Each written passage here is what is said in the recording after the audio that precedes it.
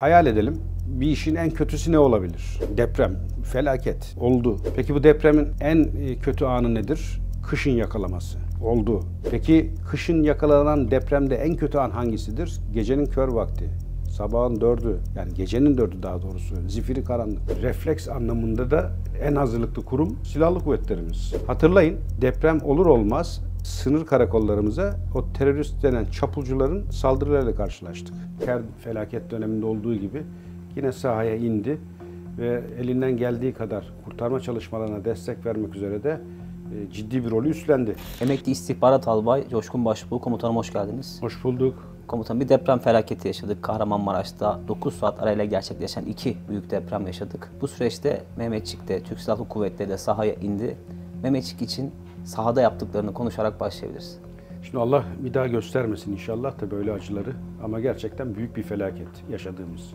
Hani asrın felaketi diyoruz ama bana göre dünya tarihinde benzeri olmayan bir felaketi yaşadık. Ve şu an ulusça, milletçe de bu felaketi enkazı nasıl kaldırırız bunun çabası içerisindeyiz.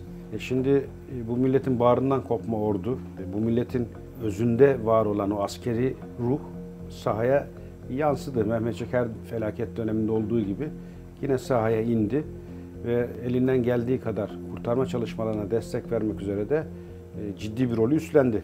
Şimdi hem çalışmalara hem de geldiğin noktaya baktığın takdirde gerçekten silahlı kuvvetlerin bu anlamda büyük bir katkı sağladığını görüyoruz. Bu zaten hem süreci çok hızlandırdı, arama kurtarma faaliyetlerini, hem de psikolojik yönlerine çok olumlu bir etki sağladı.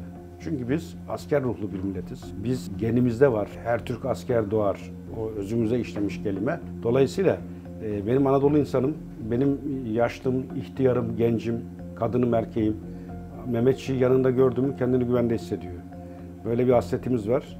O nedenle hani maddi desteği bir kenara koyarsak manevi anlamda da çok büyük katkısı var sürece. Silahlı kuvvetlerimizin bir fiil işin içinde olması. Daha önceki yaşadığımız o acı olaylarda da benzer tabloyu gördük. Silahlı kuvvetler hemen gücünün üstesinde bir refleksi ortaya koyarak sürece çok ciddi katkılar sağladı. Bu depremde de aynısını yapıyoruz. Komutanım, aslında Türk Silahlı Kuvvetleri'nin gösterdiği refleks açısından değerlendirildiğinde şu anda Türkiye'nin en hazır kurumlarından, her şeye en hazır kurumlarından biri olduğunu yine gördüğümüzü düşünüyorum ben. Siz bu konuda ne düşünüyorsunuz? Yani Türk Silahlı Kuvvetleri refleks gösterme, anında hareket etme potansiyeli, durumu iyi durumda mı şu anda? Dünyada en iyi durumda, sadece ülkemizde değil. Yani bugün NATO'nun bütün yapmış olduğu yarışmalarda hep birinci gelen Türk ordusu. Yine NATO'nun müdahale ettiği bütün coğrafyalarda önde gelen, sürecin kaderini değiştiren Türk ordusu. Kore Harbi'ni nereye koyacaksınız? Şimdi bu tarz NATO'nun zaman zaman tatbikatları olur. Afet bir kurtarma tatbikatı olur. Orada da gene en önde bizim pilotlarımız, bizim komandolarımız vardır. Dolayısıyla yani sadece ülkemizde bir rol biçmeyi ben haksızlık görürüm silahlı kuvvetlere. Dünya bazında kıyasladığınız takdirde bana göre yanına kimsenin yanaşamayacağı bir silahlı kuvvetlere sahibiz Allah'a şükür. Şimdi bu açıdan bakıldığında refleks anlamında da en hazırlıklı kurum silahlı kuvvetlerimiz. Bu neye bağlarsınız bu hazırlığı veya bu refleksi? Disipline bağlarsınız. Çünkü biz barış zamanında sadece afet, deprem değil, her türlü olayda baskın, sabotaj, öncesinden bunun tatbikatlarını, provalarını yapar, dosyalarını oluşturur ve böylesi bir durumda ne yapmalıyız? Panik ortamı doğmaması için kim nerede pozisyon almalı? Bunların biz ciddi çalışmasını yaparız. Bunların denetlemesi olur. Hatta denetlemeye gelenler atış, silah, işte eğitim gibi birçok konuyu denetlerken aynı zamanda bu sizin baskın ve sabotaj planlarınız, doğal afet planlarınız, bunları da denetler. Hatta İzmir'de yaşayan biriyim. Hemen İzmirliler bilir. Yol kenarında istihkam birliği vardır. Orada böyle yoldan geçerken bir moloz yığını görürsünüz. Şu an bizim o deprem bölgesinde gördüğümüz manzaranın bir benzeri arazide durur. Orada bir yakınım bunu gördüğünde, ordu böyle şeyleri sevmez, disiplinidir. Niye bu enkaz böyle durup duruyor dediğinde ben gülerek şunu söylemiştim. O bir deprem eğitim alanı. Bilerek buraya getirildi. Her gelen acemi er, diğer eğitimlerle birlikte bu eğitimi de alır. Arama kurtarma, depremde neler yapacağına dair burada yetiştirilir dediğimde büyük bir hayret ve şokla ve memnuniyetle karşılamıştı. Dolayısıyla silahlı kuvvetler gerçekten normal anda da, zamanda da deprem olsun, sel, diğer afetler olsun, yangın, bunların tatbikatlarını herhangi bir görev verildiğinde hangi takım, hangi manga, hangi birlik nerede pozisyon alacağını çok ciddi çalışmalarını yapıyor. Bunların dosyalarını oluşturuyor ve Allah göstermesin böyle bir olay meydana geldiğinde de anında refleks ve sürece müdahil oluyor. Bana göre bunu getiren temel faktör bu. Yani önceden yapılan eğitim ve hazırlık ve aynı zamanda disiplin. Komutanım, siz 1999 depreminde de görevli bir Türk Silahlı Kuvvetleri personeliydiniz. Şimdi o dönemde o depremle bu depremi kıyasladığımızda hem büyüklük açısından, şiddet açısından ciddi bir fark var, hem de hava durumu açısından ciddi bir fark var. O dönemde de Türk Silahlı Kuvvetleri zannediyorum inmişti sahaya. Bu dönemde de, şimdi bu depremde de sahaya indi. Nasıl değerlendirirsiniz iki deprem arasındaki farkı? Şimdi depremleri kıyaslarken bana göre bir yapılan hata var. Depremin hemen ilk odaklanılan nokta şiddeti. İşte 7.9, daha büyüğü ne var? 8. Demek ki 8, 7.9'dan büyük olduğuna göre o daha şiddetli geçti. Bana göre deprem sadece bu şiddetiyle kıyaslanmamalı. Depremin dediğin gibi zamanı, mevsimi, şiddeti, derinliği ve en önemli bana göre süresi. Şimdi bütün kriterlere göre değerlendirerek depremde bir sıralama yapabilirsiniz. Neredeyse 2 dakika sallanan bir şehirden bahsediyoruz. Kesinlikle. Yani şimdi bu açıdan baktığınızda, yani 99 depremi de büyük bir acıydı. Allah bir daha hiç göstermesin inşallah oradaki insanlarımıza. Orada 7.6 hatırladığım kadarıyla bir şiddet vardı ve 45 saniye sürdü. Ve yaz günü ve hani yine kör bir saat ama nispeten hayatın daha canlı olduğu dakikalar. Ama şimdi hem coğrafya hem de mevsimsel koşullara bakıldığınızda yaşadığımız 2023 depremi 99 depremiyle kıyaslanmayacak derecede bana göre ayrışıyor. Neden? Çünkü hani hayal edelim, bir işin en kötüsü ne olabilir? Deprem, felaket oldu. Peki bu depremin en kötü anı nedir? Kışın yakalaması. Oldu. Peki kışın yakalanan depremde en kötü an hangisidir? Gecenin kör vakti. Sabahın 4'ü, yani gecenin 4'ü daha doğrusu, zifiri karanlık. Şimdi süre dediğin gibi 60 dakika, bir de diğerini toplarsan 110-120 dakikalara dayanan bir sallantı. Aynı zamanda da derinlik 7000 metre, neredeyse yüzeye yakın bir dönem. Dolayısıyla olacakların en kötüsü 2023 depreminde maalesef oldu ve bana göre 99'a kıyaslanamayacak kadar da büyük bir hasara yol açtı. 99 depreminde kaybımız 17.000, 18.000 civarı hatırladığım rakam. Bu depremde biz şu an 35.000'i bulduk. Daha maalesef kaldıramadığımız enkazlar var. Daha maalesef yapacağımız işler var. Dolayısıyla 99'a da askerimiz sahaya indi. Elinden geldiği kadar gücü ortaya koyacak ve önemli işlere imza atacak şekilde rolünü, pozisyonunu aldı. Bu depremde de. Ama ben yani 99 depremine kıyaslarsak orada hani ben şunu çok iyi hatırlıyorum. Sayın Başbakan Bülent Ecevit Ankara'ya ulaşamıyorum dediği bir süreçti o dönemler. Neden? Çünkü telekomünikasyon, bütün haberleşme ağları çöktü. Günlerce haber alamadığımız yerler meydana geldi. Ve yine aynı şekilde bir 3-4 günlük bir ciddi boşluk oluştu. Jandarma Genel Komutanımız Ankara'da genel merkezde hemen harekat merkezine deprem haberini alır almaz koşturuyor. Orada bütün kurmay kadrosunu, generalleri yanında topluyor ve 30 generale anında bölgeye sevk için emir veriyor. Ve aynen verdiği emir şu: asayiş bölükleri, her ilimizde olan, depremden etkilenmeyen Batı bölgesindeki bütün birlikler deprem bölgesine gönderilecektir talimatını veriyor. Deprem bölgesinde kimsesiz hayvanlara da kontrol etmek amacıyla haydi timleri vardır. Hayvanlara yardım timi, onları dahi bölgeye gönderiyorlar. Hasar alan şehirlerde kuyumcuların olduğu çarşılar haritadan işaretleniyor. O bölgede enkaz altında kalan o dükkanların etrafında emniyet sağlanıyor. Yağma olmasın, oradaki kritik bölge güvenlik altında olsun diye. Komutanım, burada teknik tarafa biraz geçelim istiyorum. Şimdi böylesi afet durumlarında Türk Silahlı Kuvvetleri personellerinin sahaya inmesi için çeşitli prosedürler var mı? Bu prosedürler nasıl uygulanıyor? Nasıl bir protokole bağlı? Şimdi şu anki mevcut uygulamada il valilerimiz bu konuda gerek toplumsal olaylar, gerek bu tür afetler veya farklı konularda gerek gördüğü takdirde sorumluluk alanında bulunan askeri birliklerden yardım talep edebiliyor.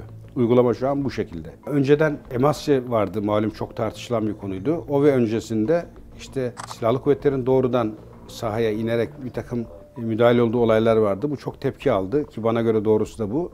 Neticede bir sivil otorite üzerinde yetkiler toplanarak valilere bu konuda tam anlamda bir yetki devri oldu. Şu an valilerimiz istediği takdirde sadece bu deprem konusu değil, diğer konularda da askeri birliklerden yardım talep edebiliyor. Bu yardım talebini alan askeri birlikte Sayın Valimizin emir komutasında bu görevi icra etmek üzere de pozisyon alıyor. Burada da aynısı oldu. Hatta dikkat ederseniz emir komuta Ankara'dan yürütüldü bütün o işleyiş. Oradan da gene birçok askeri birlik yani valilerimizin dışında bölgeye sevk edildi. Jandarmanın açıklamış olduğu rakamlar zaten bunu çok net gösteriyor. Yani toplamında 45 bine yakın korucusuyla, polisiyle ve jandarmasıyla İçişleri Bakanı'nın aldığı tedbir sonucu bölgeye giden güvenlik güçlerimiz var. Bu ilk şok anında gerçekleşen. Daha sonra daha da rakam artırıldı. Hatta jandarma okullarında öğrencilerin yani askeri öğrencilerin eğitimi kesilerek 6 bine yakın öğrenci bölgeye sevk edildi.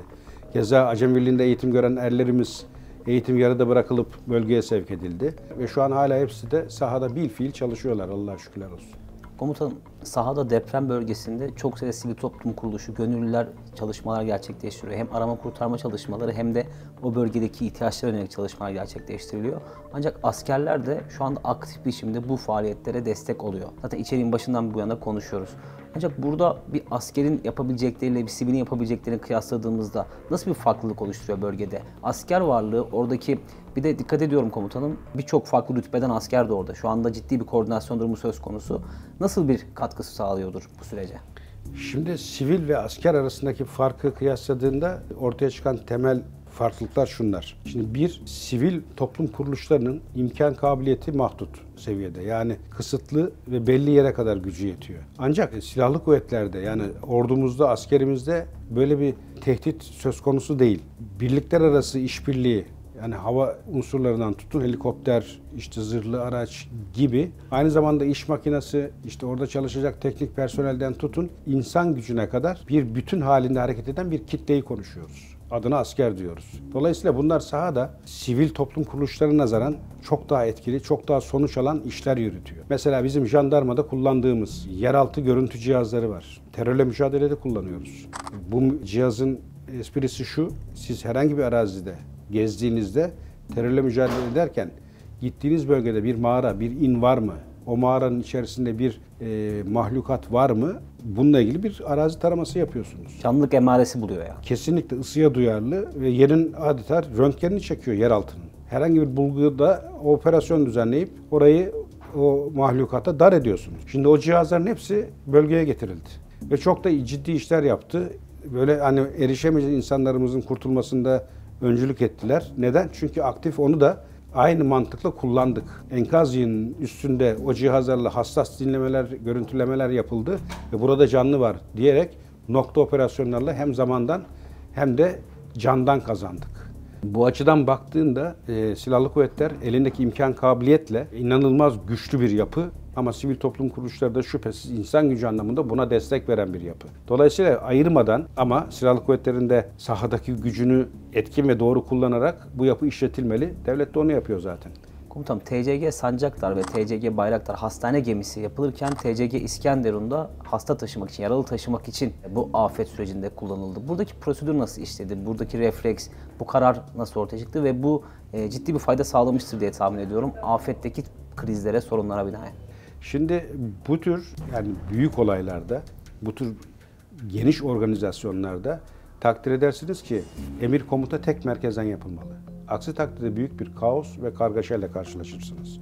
Düşünebiliyor musunuz? Birbirinden bağımsız 3-4 tane bölüğü sahaya atın veya birbirinden bağımsız akut dediğiniz yapıyı sahaya gelişigüzel görevlendirin, dağıtın. Bunlar bir yerden yönetilmezse orada asla iş üretemezsiniz. İşte devlet bu mantıkla hemen anında Ankara'da harekat merkezini oluşturuyor ve tek elden silahlı kuvvetlerin neler yapacağı, silahlı kuvvetlerin elindeki imkan kabiliyetler, oradan alınan teklifler, diğer kurumların sisteme nasıl entegre edileceği, Kızılay'ın ne yapacağı, AKUT, AFAD gibi veya işte UMKE gibi yapıların nerelerde nasıl görev alınacağı gibi birçok alanda planlamaya gidiyorsun. İşte bu planlamayı yapabilmek için sahadaki bütün verilerin toplandığı bir merkez lazım. İşte o da harekat merkezi. İşte bu gelen sahadaki bilgileri değerlendiren yapı ihtiyaç hissettiği için bizim bu gemilerimizi anında emir vererek bölgeye sevkini sağladılar ve bu gemiler gerçekten çok iş yaptı. Çok sayıda yaralımızı hastanelere yetiştirerek hayatını kurtardı ve halen de daha bu çark işliyor. Dolayısıyla bizim zaten imkan kabiliyetteki en büyük özelliğimiz Allah vergisi zekamız. Anında savaş gemisini hastaneye çevirerek, gerekli takviyeleri yaparak sistemde bilfiil aktif tedbir alırsınız. Devlet de onu yaptı. Savaş gemilerini hastaneye çevirdi ve bu anlamda sevkiyatta kullandı ve çok da başarılı oldu. Komutanım, afet anlarında terör örgütlerinin yahut art niyetli grupların sıcak çatışma oluşturma ihtimallerine binaen de bir güvenlik prosedürleri işliyor muhtemelen Türk Silahlı Kuvvetleri'nde. Bunun biraz detaylarını öğrenmek isterim sizden. Çünkü orada aslında güvenliğin sağlanması, asayişin sağlanması da en önemli fonksiyonu konumunda Türk Silahlı Kuvvetleri'nin. Biraz bu meseleyi detaylandırmanızı rica edeceğim sizden. Ordu ilgili birimleriyle sahada bilfiil arama kurtarma faaliyetlerinde görev aldı ve almaya devam ediyor. Ama ordu bunu yaparken veya devlet bu konuda tedbir alırken şu riski de asla üstlenmiyor. Nedir o risk? Sınırları boşaltalım. Bütün o kritik yerde görev yapan askerlerin hepsini de bölgeye getirelim ve deprem faaliyetlerinde kullanalım. Bu büyük bir hata ve gaflet olur ki devlet zaten bu konuda inanılmaz donanımlı ve bilinçli. Dolayısıyla siz o sınır emniyetleri veya kritik yerlerdeki faaliyetlerinize devam etmekle birlikte aynı zamanda sahaya da hani o kritik görmediğiniz yerlerdeki bir unsurları, birlikleri de kaydırmak gibi tedbir alırsınız. Devletimiz bunu yaptı. Neden? Çünkü hatırlayın, deprem olur olmaz sınır karakollarımıza o terörist denen çapulcuların saldırılarıyla karşılaştık. Niye? Çünkü mahlukatlar ve ona destek verenler böylesi zorlu günlerinizi bekler. Zorlu günlerde kendi menfaatleri doğrultusunda nasıl bir kazanım sağlarım bunun arayışına girer. Devlet bir vatandaş gibi değil, devlet gibi düşünür, her ihtimali masaya yatırır ve der ki şuralara asla dokunmayacağız, şuradaki birliklerimiz buraya gelecek çünkü güvenlikte taviz olmaz der diyecekti. İşte bu mesela devletin bana göre almış olduğu tedbirlerden biri. Allah'a şükür sınırda da gene o birliklerimiz yerini koruyor ve orada da güvenlik tedbirleri deprem öncesinde olduğu gibi saat gibi işliyor. Bu dış tehdit. İç tehdide de karşı işte provokatörlerden bahsettik az önce. Bunların tespiti, bunların hukuki anlamda işleme tabi tutulması ve bu hesapların yargı önünde hesabını vermesini sağlaması devletin temel görevi. O da onu yapıyor. Onunla birlikte yağma, hırsızlık gibi insanlıktan nasibini almamış bir kitle her yerde olur. Bizim de başımıza geldi. Şu an o yönde de 74'ten fazla tutuklama var. Şu ana kadar yakalanan. Yani güvenlik sorunu da gerek iç gerek dış bir kenara itilmeden dikkatle takip edilmeli. Çünkü bunlar puslu havayı severler. İç ve dış güçler. Senin en zayıf anını kollamaya çalışırlar. Tam acımız var. Yani orada kontrolü ele almanız bile büyük bir başarı. Komutanım, askeri istihbarat aslında sizin uzmanlık alanınız. Askeri istihbaratın bu tip afetler süresince ve sonrasında fonksiyonu ne olur? Neden önemli olur? Şimdi askeri istihbarat dediğiniz gibi bir istihbaratın dalı, branşı, kolu. Ama bana göre bu işin doğrusu şudur. Dünyada yani başarılı olan ülkelerin hepsinde bu vardır. İstihbarat tek merkeze toplanır ve değerlendirilir. Şimdi bu açıdan baktığınızda burada sahada askeri birlikler var diye istihbaratın sadece askeri birlikler üzerinden yürüdüğünü düşünmemek lazım. Çünkü Milli İstihbarat Teşkilatı uyumadan 7x24 diye bizim o klasik refleksi hep gösteriyor sahada. Dolayısıyla hem askeri hem sivil istihbarat alanda bir provokasyona, bir dış saldırıya, hatta dışarıdan yardım maksatlı gelen bir takım odakları dahi yakından takip eden bir tepkiyle sahada varlık gösteriyorlar. Dolayısıyla böylesi alanlarda en kritik konulardan birisi de istihbarattaki başarınızdır, istihbarattaki pozisyonunuzdur. Allah'a şükür ikisi de var. Hem başarı hem pozisyon alma şu an sahada bilfiil işliyor ve dikkat edin hani bizim bilmediğimiz istihbarat teşkilatımızın tespit ettiği birçok faaliyet devlet arşivine not olarak düşüyor. Bildiğimiz bir kısmı da hakkında işte işlem yürütülerek yakalandığını görüyoruz. O botosapların yakalanması, bu provokatörlerin anında tespit edilerek yargı önüne çıkarılmasının arka planda hep istihbarat başarısı var. İstihbarata yürütülen faaliyetler var. Bunu göz ardı etmemek lazım. Komutanım, teşekkür ederim. Eklemek istediğiniz bir şey var mı? Ben teşekkür ederim. Her şeyi söyledik, her şeyi konuştuk. Zaten bu âli ve zeki millette zaten bizim bu söylediklerimizi sahada bilfiil yaşayarak görüyor. Dolayısıyla ayaklarına taş değirmesin Allah. Bütün orada görev alan insanlarımızın, hem askerimizin hem sivilimizin ve Allah bir daha böyle acıları bize yaşatmasın. Amin komutanım.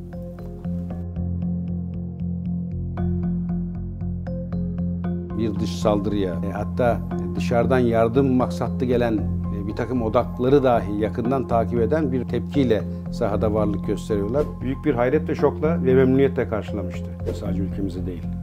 Yani bugün NATO'nun bütün yapmış olduğu yarışmalarda hep birinci gelen Türk ordusu.